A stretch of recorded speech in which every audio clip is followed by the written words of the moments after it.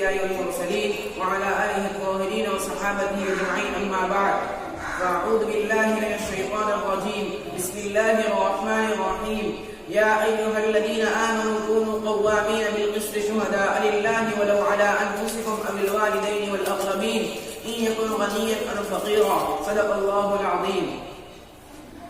آج میں آپ حضرات کے سامنے عدل انصاف اور سچی گواہی پر لب کشائی کرنا چاہتا ہوں. میں نے ابھی آپ کے سامنے سورہ نساء کی آیت کریمہ کی تلاوت کی ہے. اس کا ترجمہ یہ ہے کہ اللہ تبارک و تعالیٰ کہتا ہے کہ اے ایمان والو تم عدل انصاف پر قائم رہو اور اللہ تبارک و تعالیٰ کے لیے گواہی دینے والے بنو. اگرچہ تمہاری جانوں پر یا تمہارے رشتہ دار یا تمہارے ماں باپ کے خلاف جانا پڑے, اگرچہ وہ غنی ہو یا فقیر.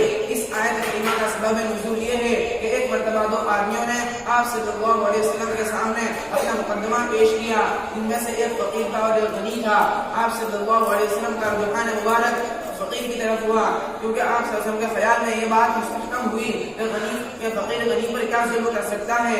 اسی بنا پر یہ آیت کریمہ نازل ہوئی. اللہ تعالیٰ کا حکم فرماتا ہے کہ انصاف پر قائم رہو. اصل چیز انصاف ہے اور وہی مطلوب ہے, اور اس میں کسی کی طرفداری کرنے سے انصاف باقی نہیں رہتا. اور انصاف کے جو اصول ہیں انہیں کے مطابق فیصلے کیے جائیں اور گواہی دینے والا سچی گواہی دے. چونکہ جہاں یہ حکم دیا گیا ہے کہ انصاف پر قائم و دائم رہو, وہاں یہ حکم دیا گیا ہے کہ اللہ تبارک و تعالیٰ کے لیے گواہی دینے والے بنو. اللہ تبارک و تعالیٰ کے لیے گواہی دینے والے بنو, اور گواہی دینے والا جھوٹی گواہی نہ دے اور کسی کی طرفداری نہ کرے اور غلط بیان نہ دے اور گناہ گواہی غلط بیان نہ دے اور حق کو اچھی طرح ادا کرے اور کسی کی طرفداری نہ کرے. بعض لوگ ایسے ہوتے ہیں کہ اپنی زبان کو موڑ کر ہیرا پھیری کر کے الفاظ کر دیتے ہیں, جس کی وجہ سے ظالم کی طرفداری ہو جاتی ہے اور حاکم فیصلہ دینے سے عاجز رہ جاتا ہے یا حق واضح نہیں ہو پاتا, جس کی وجہ سے مظلوم کا حق مارا جاتا ہے. نیز یہ بات بھی یاد رہے کہ جو شخص گواہی دینے والا ہو وہ گواہی دینے سے اعراض نہ کرے, کیونکہ جہاں کسی کا حق مارا جاتا ہے وہاں گواہی دینا واجب ہے. اس کی خلاف ورزی کرنا گناہ میں شامل ہے.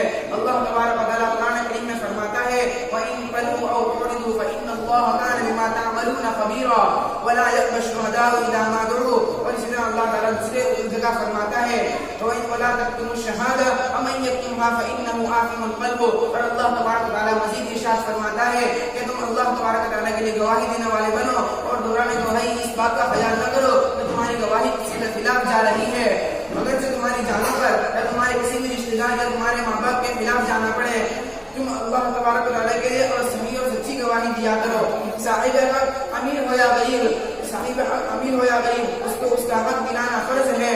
اسلام کیونکہ اسلام حق کا ساتھی ہے, ظلم کا ساتھی نہیں ہے. اسلام حق کو پسند کرتا ہے اور سچائی کو پسند کرتا ہے, برائی کو پسند نہیں کرتا. لیکن آج لوگوں کا مزاج ایسا بن چکا ہے کہ جس طرح ممکن ہو سکے مالدار کو دباؤ اور غریب کو, اگرچہ ظلم غریب کی طرف سے ہو رہا ہو, جہاں بھی کسی بھی غریب اور امیر کے درمیان کوئی جھگڑا ہوتا ہے تو دیکھا جاتا ہے کہ عام مطلب لوگ غریب کی طرف داری کرتے ہیں, جس میں اگرچہ ظلم غریب کی طرف سے ہو لیکن لوگ غریب کی طرف داری کرتے ہیں. غریب کی طرف داری کرتے ہیں.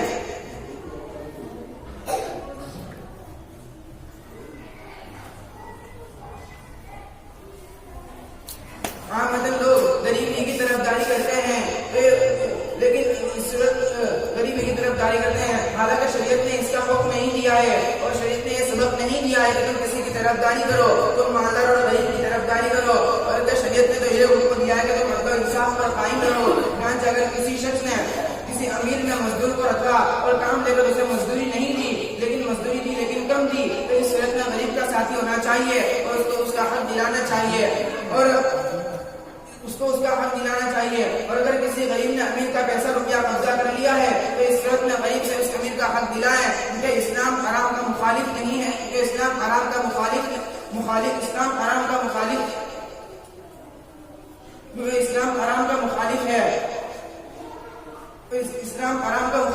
لہذا اس کے ذمہ واجب ہے کہ اس صورت میں اس کا مال لہذا اس پر واجب اس کے ذمہ واجب ہے تو اس کا مال واپس کر دے.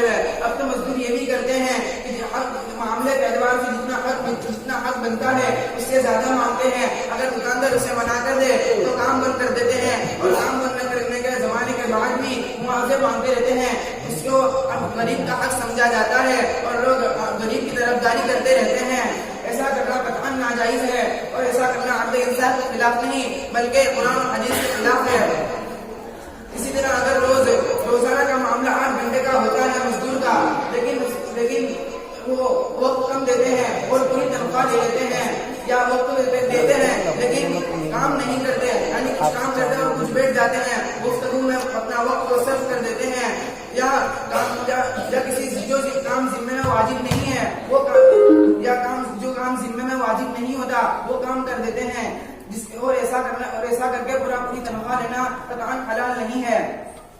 آخر میں دعا ہے کہ اللہ تبارک و تعالی ہم سب کو حلال روزی کمانے کی توفیق نصیب فرمائے اور عدل و انصاف پر قائم رہنے کی توفیق نصیب فرمائے. آمین.